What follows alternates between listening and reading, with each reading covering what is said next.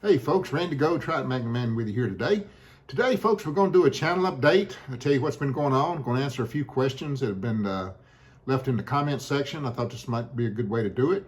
But just basically going to tell you what's going on. As those of you who follow the channel know, I've been talking about moving to Arkansas. I've been talking about moving to Arkansas for quite a while. Actually, I'm heading out to Arkansas here tomorrow. And going to meet with a builder on Monday to discuss a house. So it's getting pretty serious. And if everything comes off okay, and we come to an agreement on this house, I will come back home. I will sell my boat, which, believe me, that's going to be hard to do, but I'm going to have to do it. I'll buy another boat when I get to Arkansas. But what I'm looking at out in Arkansas, folks, is a home like I want, exactly like I want, with an outdoor shop for me to put my boat and fishing gear in, for my wife to do her projects.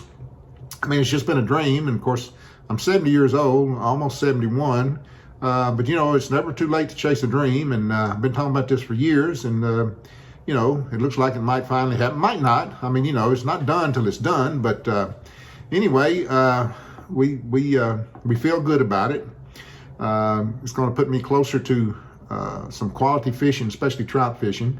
But I'm not going to give up other fishing. I will continue to chase panfish as soon as I get a new boat when I get out there, if I make the trip. All of this is based on if it all comes together. But anyway, I will sell my boat, buy another boat when I get out there, a boat specifically designed to fish a trout river, but it will work in the smaller bodies of water for chasing panfish, which I love to do. And it's just going to be a slower pace of life. I say slower, but you know, I'm retired. My wife's semi-retired. I mean, we don't have a fast pace of life, but you know, Murfreesboro, it's got right at 150,000 people. And I'm looking to move to a town, the town I'm looking to move to has like 1,800 people. It's right next to a town that has 23 or 24,000. So, I mean, that's a huge decrease in population. Not as much traffic, you know, just a whole lot of things that are just, you know, more conducive to where I'm at this stage in my life is what I want to do. But anyway, we're going to get out to Arkansas and see what's going on out there.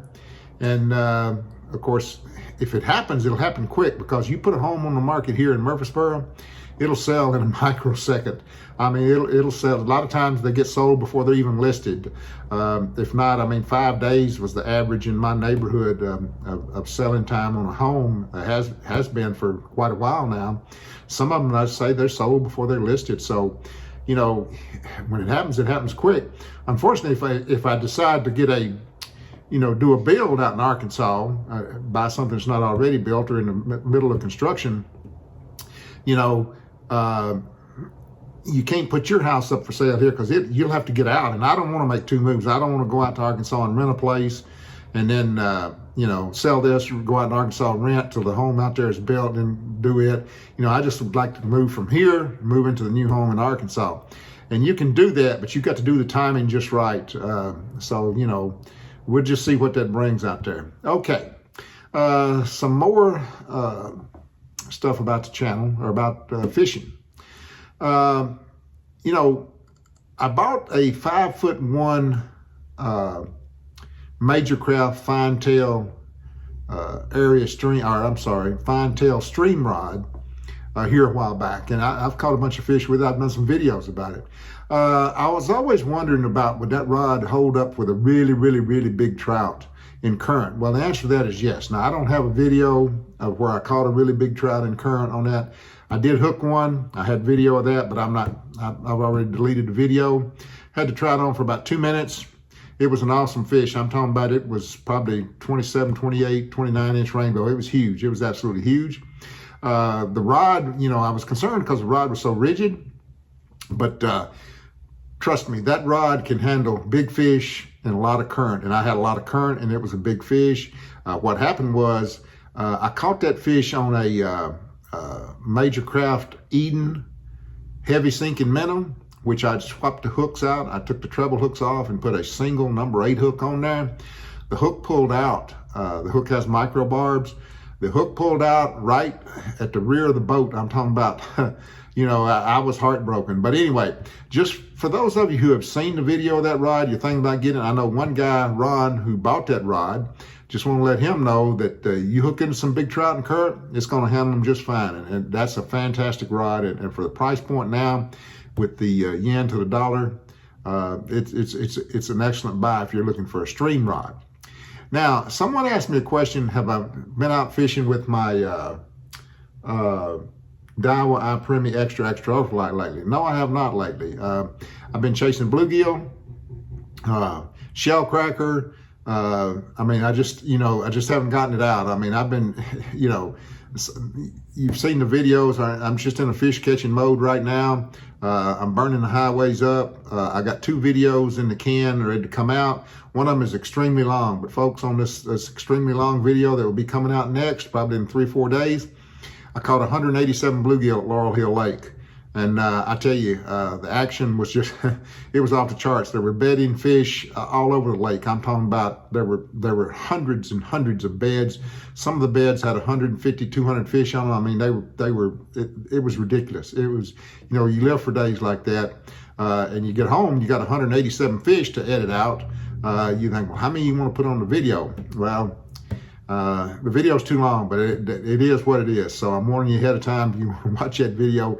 It's a long video, but it's a lot of action with some absolutely beautiful fish with beautiful colors. And it was a fantastic day at Laurel Hill. Then I got another video coming out after that one where I got in some quality bluegill. I mean, quality fish. They were only 8.5 inches long max. Most of them are 8 inches, but these fish, the girth on these fish, you could hardly get your hand around them. I mean, they were truly special bluegill from the area I'm fishing in anyway. They were real quality fish. Another question is, someone wanted to know what size reel would I recommend for the 5.4 ultralight fine tail stream. Some guy was thinking of a Vanford 500. He was curious at 4.9 ounces. He don't know if it would be balanced. Well, it probably would be balanced. It'd probably balance just fine. Those rods are designed to use the 1000 and 2000 series reels. I'm sure the 500 Vanford would work on there at 4.9 ounces.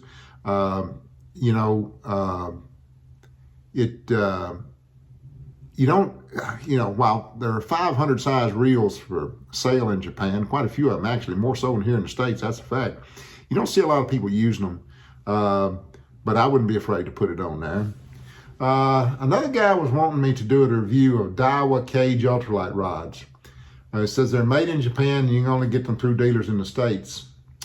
I will have to check on that. I haven't bought any gear lately simply because just haven't done it. I'm just in full-blown fishing mode, it'd just be something I'd have to look at and read up on and see, okay, do I want to try this out? I've had people on the channel offer to send me rods to review, and I certainly appreciate that offer. Let me tell you, folks, you know who you are. I really appreciate that offer, but I'm gonna tell you, I worry about picking up a rod to review, hooking up one of those largemouth I hook into, accidentally break this rod, and I got to pay for it. I mean, I'm just leery of that. I'm just awful leery of that. I don't like borrowing something. I don't like borrowing anything. I never will forget one time when I was first in the Army, I borrowed a vacuum cleaner from a guy. Wife and I didn't have money to buy a vacuum cleaner. I borrowed his vacuum cleaner, and dadgummit broke on my watch, and I had to pay, I think it was $70 for that. Well, let me tell you, that broke me. I'll never forget that. I borrowed something. I learned a big lesson there. Don't borrow anything that you can't pay for when it breaks. So I would just rather not get in that, but I appreciate the offer very much. Let's see. Someone wanted to know about me tipping my jig heads. Well, let me tell you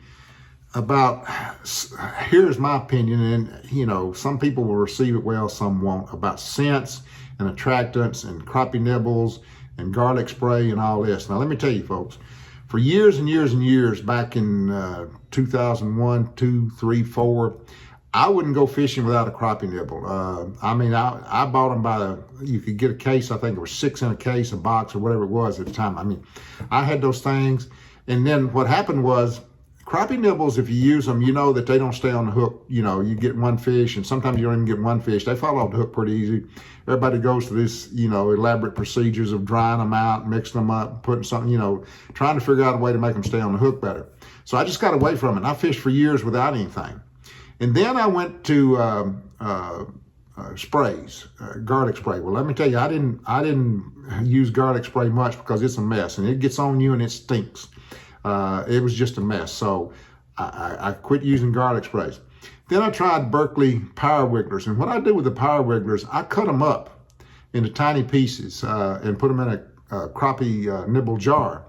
And they work great, meaning that they stay on the hook. You can catch sometimes 2 or 3, 4 fish before it'll get knocked off the hook. They're pretty tough and they stay on the hook good. But here's the thing. I started using them, I don't know how many years ago it was, probably, I don't know, 10 years ago. And I might use them for a year, and then I wouldn't use them for a year and a half, 2 years.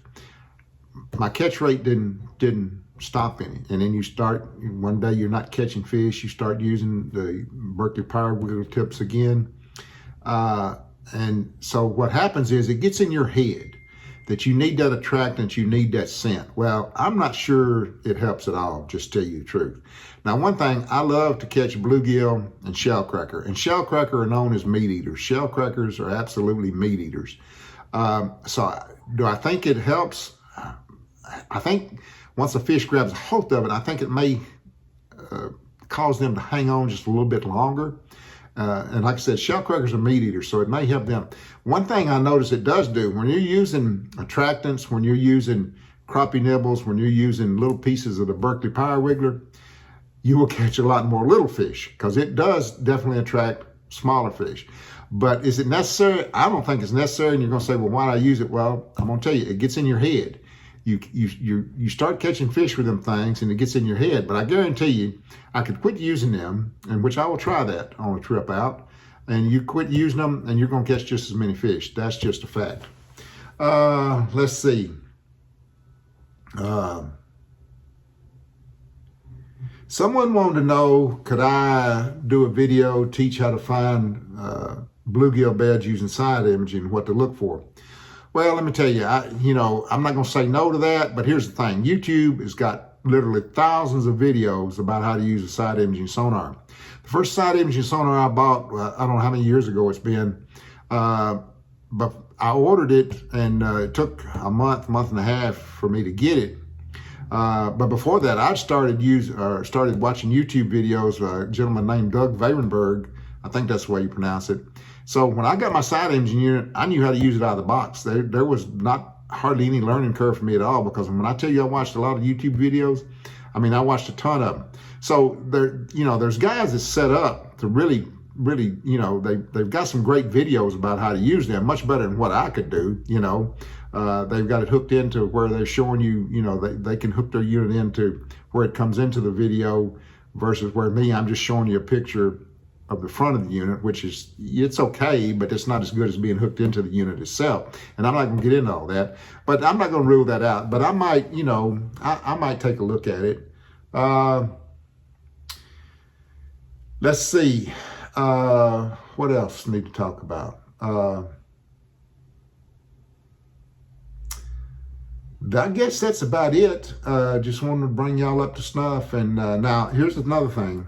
If I make this move to Arkansas, if I come home here in 4 or 5 days and put my boat up for sale, my fishing is going to be over for a while. Now, I can still go out and bank fish, but once I put my boat up for sale, it will sell. It'll sell quick. It'll sell real quick.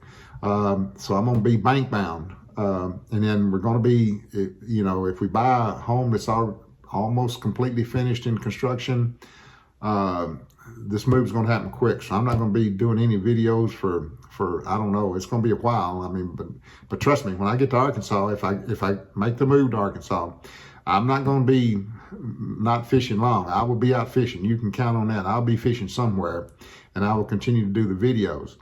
But anyway, I just want to let y'all know that this is what's going on. I'm like, I was watching a video of Catfish the other day. He was doing a video about his garden, and doing something about a car wreck. And he said he had noticed that for whatever reason, and I like the way he put it, he said for whatever reason, a lot of his viewers liked his videos about other stuff besides fishing. He says he didn't understand it, but he said, you know, he's going to make a video about his car accident, about his garden or whatever, because people seem to like that. So I thought, you know, okay, I'll do a video about the Arkansas move, channel update, see what's going on. But anyway, folks, I hope all of you are doing well. Hope you're safe. Hope you're healthy. Hope you're out fishing. Hope you're catching a bunch of fish, because the fish are certainly biting. They're bedding all over the place here. This trip to Arkansas is going to knock me out of some quality bed fishing. That's a fact. And it's getting hot here. I mean, it's getting, you know, the other day over at Bedford Lake, it was in the mid 90s, humidity. I was the only person on the lake there. It was brutal. It was brutal. But like I said, I got in some quality fish, so I decided to stay with it. So I appreciate the support of the channel. Appreciate the donations. Appreciate all of you watching. Appreciate the comments. If you, as I tell you all the time, if you have something you really want answered, you want to make sure I get it, send me a email at troutmagnetman@gmail.com, because, and I'll continue to repeat this every time I talk about this, sometimes you'll see a comment notification. That comment doesn't show up in your comments, so you got no way to answer it. I don't know why it does that, but I've noticed other YouTubers have the same issue. So it's a YouTube problem. Why it does that, I don't know. But anyway, folks, so until next time, sword up them all, and life is good.